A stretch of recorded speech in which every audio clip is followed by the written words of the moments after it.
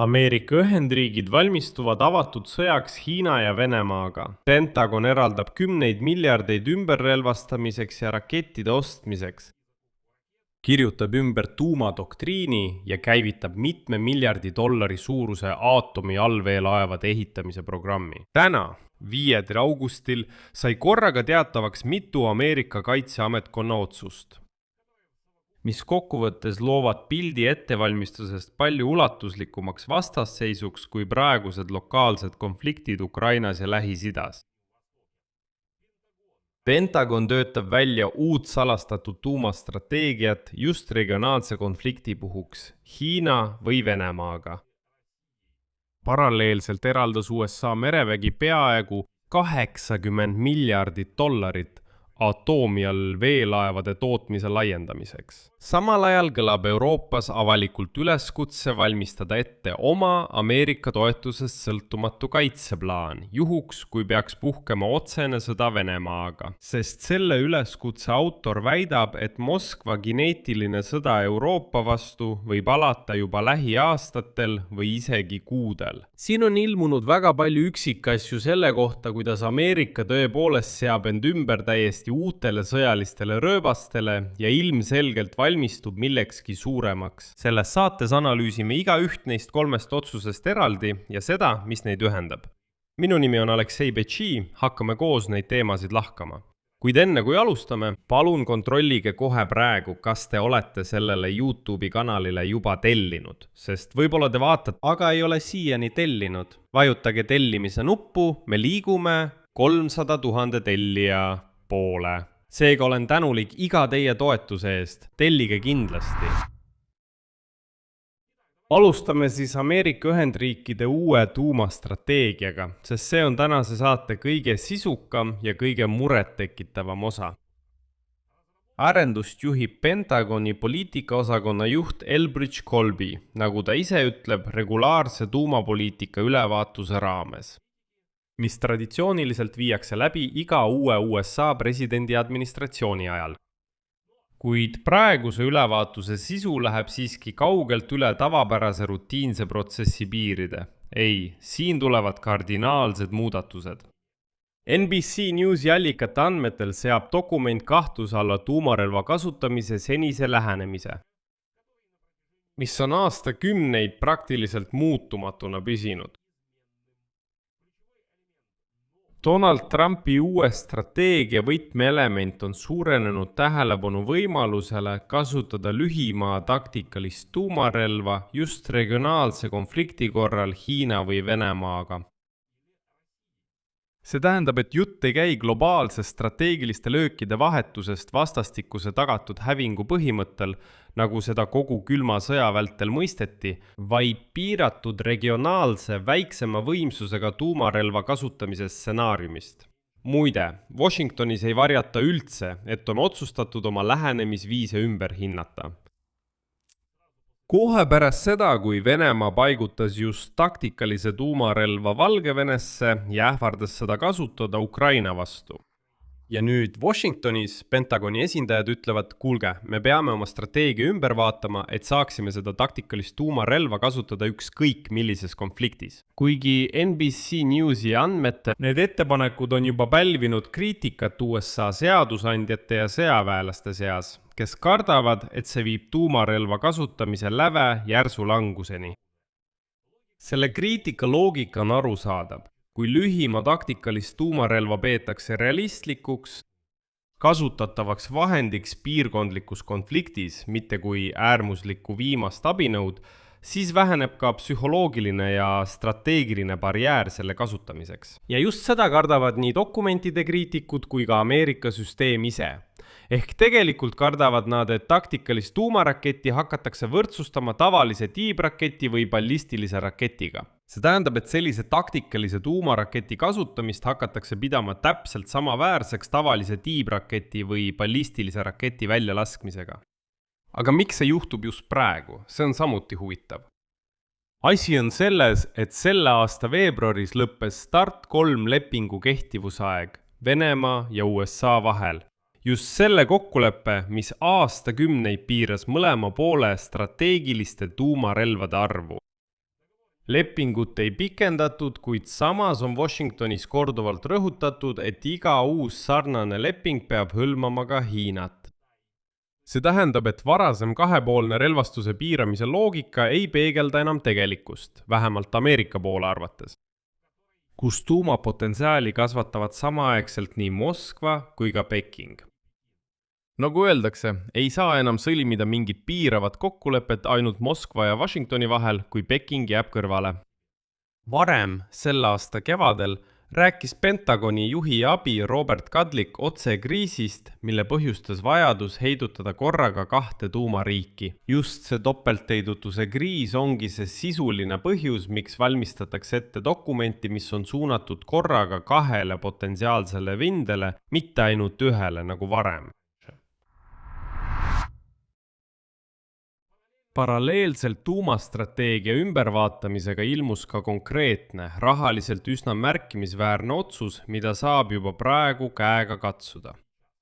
Ameerika Ühendriikide merevägi eraldas veidi üle 76, täpsemalt $76,5 miljardit 2 erineva tüüpi allveelaeva tootmise laiendamiseks, Virginia-klassi ründallveelaevade ja Columbia-klassi ballistiliste tuumarakettidega allveelaevade tootmiseks.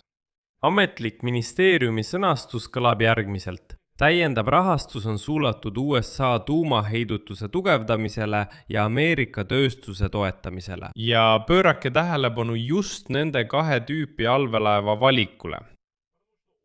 Sest see pole juhuslik ja on otseselt seotud ümbervaadatava tuumastrateegiaga. Ja Virginia on ründetüüpi allveelaevad, mis on mõeldud täpsete löökide andmiseks, löökideks, luureks ja tavapärasteks, mitte tuumarelvastatud lahinguülesanneteks. A Columbia on tuumatriaadi strateegiline komponent.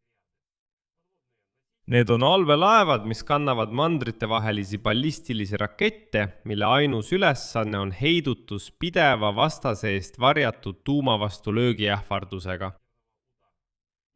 Ja mõlema klassi samaaegne rahastamine tähendab, et Pentagon suurendab paralleelselt nii tavapäraseid ründevõimekusi kui ka strateegilist tuumakomponenti, mis on loogilises kooskõlas uue tuumadoktriiniga, mis käsitleb nii tavapärast piirkondlikku konflikti ja potentsiaalset taktikalise tuumarelva kasutamist kui realistlikke, mitte hüpoteetilisi stsenaariume. Nüüd on Euroopa vaatenurk täpselt sama loo puhul ja Euroopa tegutseb siin iseseisvalt ning kõik viitab sellele, et edaspidi tuleb Euroopal ise edasi liikuda. Ka täna sõnastab väljaanne The Guardian Euroopa julgeoleku teesi üsna karmilt. Tsitaat.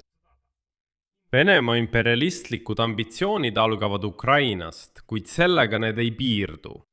Venemaa provokatsioonid ja hübriidne sekkumine Euroopa poliitikasse viitavad sellele, et Moskva võib alustada kineetilist ehk täiemahulist sõda Euroopa vastu juba lähiaastatel või isegi kuudel.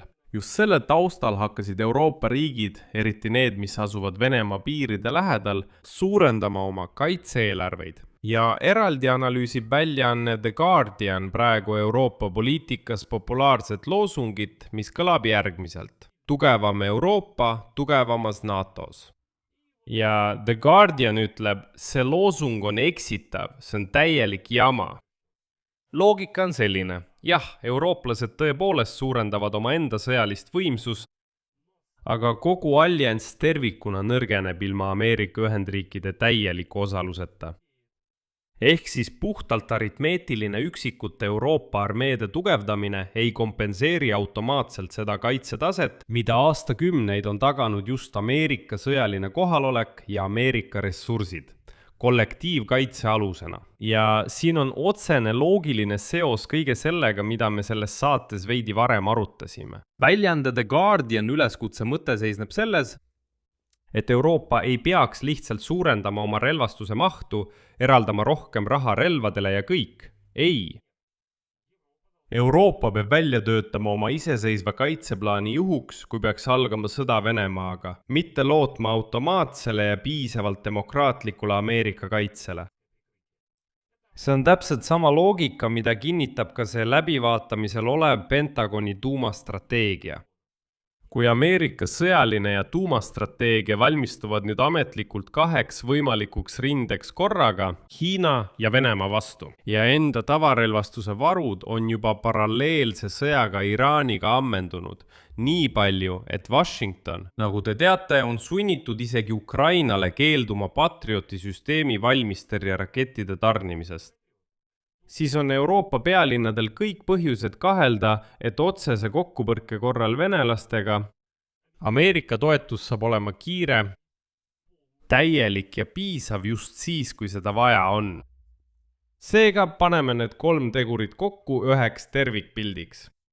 Pentagon valmistab ette salajast tuumadoktriini, mis on suunatud üheaegselt nii Hiinale kui ka Venemaale selge fookuse nihkega. Struktuur miilitunnis, kuid see nihe tekitab juba muret osadele Ameerika seadusandjatele ja sõjaväelastele Ameerika enda süsteemi sees. Samal ajal investeerib USA merevägi peaaegu $77 miljardit. Just nendesse allveelaevaklassidesse, mis tagavad nii tavapärase löögivõimekuse kui ka strateegilise tuumaheidutuse samaaegselt. Euroopas kõlab selle taustal otsene hoiatus. The Guardiani hoiatus võimaliku otsese sõja kohta Venemaaga ei räägi enam aastatest, vaid juba kuudest. Millega kaasneb üleskutse luua omaenda täielikult USA's sõltumatu kaitsestrateegia. Nagu te aru saate, need on justkui 3 näiliselt eraldiseisvat sündmust. Ei, see on kooskõlastatud pilt sellest, kuidas suurimad sõjalised suurriigid valmistuvad üheaegselt stsenaariumiks, mis veel hiljuti tundus isegi ette kujutada keeruline. Ei, nüüd on see ilmselge, et seda kõike töötatakse läbi terve doktriini, tervete kaitsealaste strateegiate tasemel. Ja juba on selge, lähme veel korra üle. Ameeriklased kujundavad uut tuumastrateegiat, kus taktikalise tuumarelva kasutamine võib muutuda millekski tavaliseks. Ja nad investeerivad $10 miljardeid just nendesse allveelaevadesse, mis suudavad pidada nii tavapärast konventsionaalset sõda kui ka tuumasõda. Ja Euroopa hakkab ärkama ja ütleb, kuulge, meil on vaja välja mõelda oma heidutusstrateegia metsikute venelaste vastu. Üldiselt panen siia 3 punkti. Kirjutage oma arvamusi ja järeldused selle video alla kommentaaridesse, tellige kanal, vajutage kellukesele ja ärge unustage panna laiki. Kui soovite toetada sõltumatut YouTube'i kanalit, olen teile tänulik. Seda saab teha rahaliselt, tehes annetuse selle video kirjelduses olevate linkide või rekvisiitide kaudu. Sellega on kõik, hoidke end, kõike head!